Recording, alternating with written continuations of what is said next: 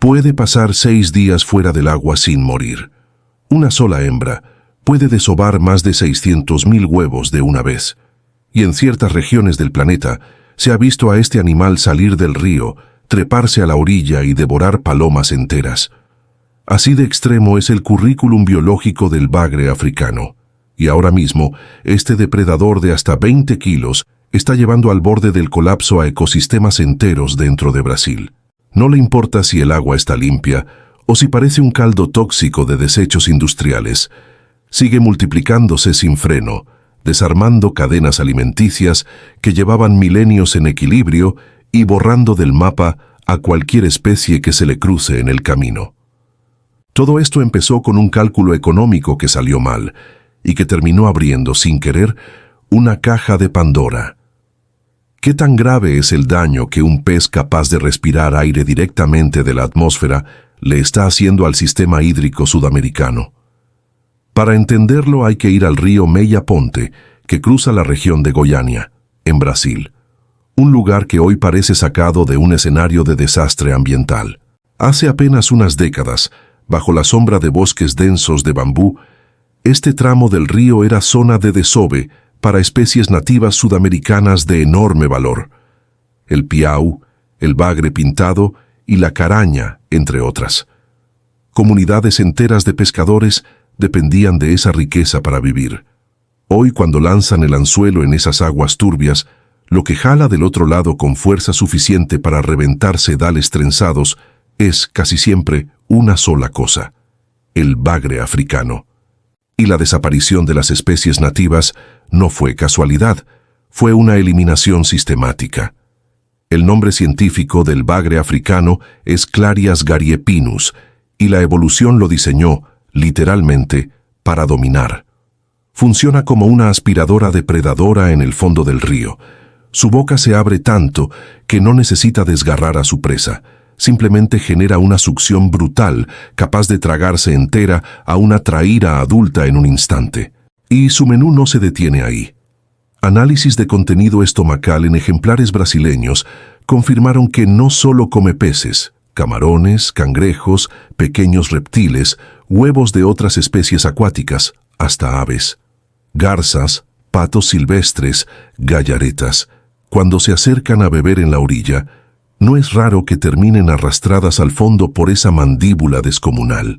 Lo que provoca su presencia es lo que los ecólogos llaman una cascada trófica, un colapso que arranca desde arriba de la cadena alimenticia y se derrama hacia abajo.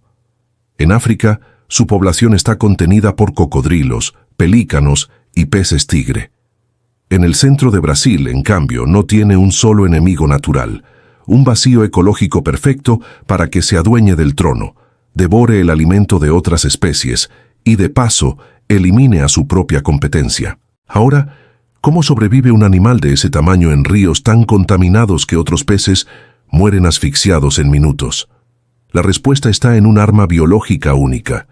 La mayoría de los peces depende del oxígeno disuelto en el agua, absorbido por sus branquias, y cuando la contaminación doméstica, agrícola o industrial hace caer ese oxígeno, el resultado son mortandades masivas.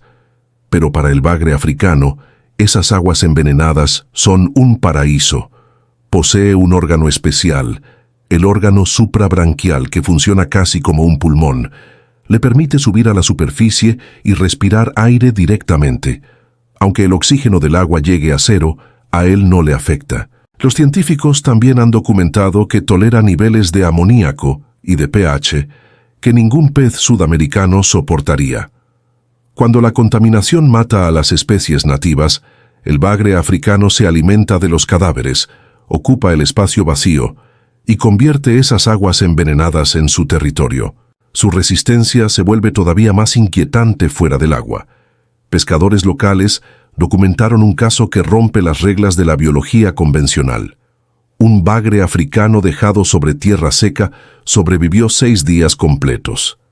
No murió por falta de oxígeno.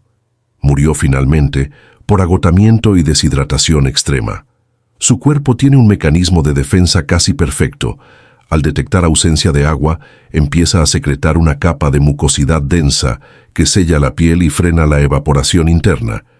como una especie de armadura líquida, y no se queda ahí esperando morir. A diferencia de otros peces, que solo se sacuden inútilmente en tierra firme, el bagre africano usa sus aletas pectorales, extraordinariamente fuertes, para desplazarse. Cruza suelo agrietado, atraviesa lodo durante la noche y busca activamente la siguiente charca o el siguiente río. Esa capacidad de caminar en tierra firme es una pesadilla logística para cualquier autoridad ambiental. No puedes contenerlo con una represa o secando una laguna, porque simplemente sale y avanza hacia el siguiente cuerpo de agua. Con semejante arsenal de supervivencia, la pregunta obligada es: ¿cómo cruzó el Atlántico un pez africano hasta llegar a Sudamérica? Y aquí es donde aparece, sin rodeos, la responsabilidad humana. Esto no fue un accidente de la naturaleza. Fue un desastre fabricado por la codicia y la falta de previsión. Hace décadas, la industria acuícola global buscaba desesperadamente una especie con crecimiento veloz, mucha carne, dieta barata y resistencia casi absoluta a enfermedades. El bagre africano encajaba perfecto en esa lista. Fue importado masivamente a Brasil para abastecer granjas comerciales y centros de pesca deportiva de paga, un negocio muy popular en el país. El ser humano creyó que podía encerrar a una máquina de supervivencia perfecta dentro de estanques artificiales, pero la naturaleza, tarde o temprano, encuentra la grieta.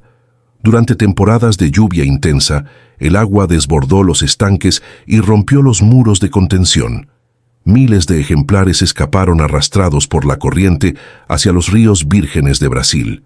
A eso hay que sumarle la liberación deliberada por parte de personas que, sin saberlo, pensaron que no representaba ningún riesgo. Soltar al bagre africano en un ecosistema sudamericano fue como inyectar un patógeno letal en un cuerpo sin defensas. Las especies nativas jamás tuvieron oportunidad de evolucionar frente a un depredador con esa combinación de fuerza, velocidad y estrategia. Y una vez adentro, activó su segunda gran amenaza: una capacidad reproductiva casi ilimitada. La desaparición del piau, la caraña o el pez tigre en el río Meya Ponte no se explica solo por depredación directa. La raíz del problema está en que su ciclo reproductivo entero está siendo bloqueado. A lo largo del río hay una represa abandonada, resto de una vieja hidroeléctrica. Cada año las especies nativas necesitan nadar río arriba hacia aguas someras para desovar, pero ese muro de concreto les corta el paso por completo. Millones de peces quedan atrapados en aguas estancadas justo debajo de la represa. Y justo ahí es donde el bagre africano encuentra su coto de caza y su criadero ideal, devorando tanto a los adultos atrapados como sus zonas de desove. Mientras tanto, él sigue reproduciéndose sin freno. Los números son difíciles de creer. Una hembra adulta puede producir hasta 60.000 huevos por cada kilo de peso corporal. Es decir, una sola hembra de 10 kilos escondida en el fondo del Meya Ponte puede liberar más de 600.000 huevos en una sola temporada. La incubación es igual de veloz, entre 24 y 36 horas según la temperatura del agua, y las crías nacen ya con instinto depredador, crecen rápido y pueden reproducirse antes de cumplir un año. Sin depredadores que los frenen, esos cientos de miles de recién nacidos crecen, se reproducen y generan a su vez decenas de millones de huevos más. Un ejército invasor que arrasa con la biomasa del río y empuja al ecosistema nativo hacia el agotamiento total. Lo que ya ocurre en algunos ríos del estado de Goiás es grave de por sí, pero se está gestando algo mucho peor, una amenaza de escala continental. Según advierten científicos como la bióloga Raquel Pires, el bagre africano ya apareció en afluentes del suroeste de Goiás y en el río Turbo, y avanza poco a poco hacia la última frontera ecológica, el sistema del río Araguaia. ¿Por qué importa tanto el Araguaia? Porque no solo es uno de los ríos más grandes y biodiversos del centro de Brasil, sino que conecta directamente con el río Tocantins, y desde ahí el agua fluye hacia la cuenca amazónica, el santuario de agua dulce más importante del planeta, hogar de más de 2.500 especies de peces identificadas y de miles más que la ciencia aún no ha descubierto. una red trófica extremadamente compleja y extremadamente frágil. Si el bagre africano logra establecerse ahí, el escenario cambia por completo.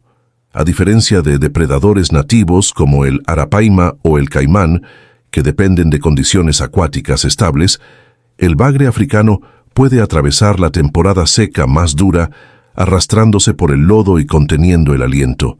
Sobrevivirá justo cuando las especies nativas estén en su punto más débil, y desde ahí arrasará con lo que quede.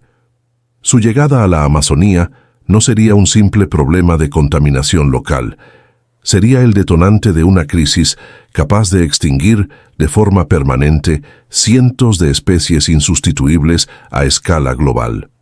Frente a una amenaza de este tamaño, autoridades ambientales y científicos establecieron una regla clara y firme para los pescadores: nunca aplicar captura y liberación con el bagre africano. Si tu anzuelo lo saca del agua, no lo regreses al río. Hay que retirarlo por completo del ecosistema. Tampoco se recomienda consumirlo. Al alimentarse en aguas cargadas de desechos industriales y urbanos, acumula metales pesados y bacterias en niveles peligrosos para la salud humana. Come nuestra basura y nosotros no podemos comérnoslo de vuelta. Eliminar a este pez se ha convertido literalmente en un acto de defensa ecológica, un intento desesperado por salvar lo poco que queda de las especies nativas. La invasión del bagre africano en Brasil es un ejemplo brutal de arrogancia humana.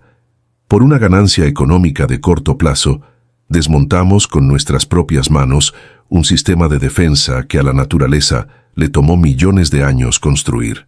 La naturaleza tiene sus propias leyes de equilibrio, y son leyes duras, sin excepciones.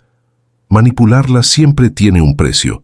Lo que ocurre hoy en los ríos de Sudamérica ya no es solo una guerra entre dos especies de peces, es una carrera contra el tiempo para corregir uno de los grandes errores de la humanidad.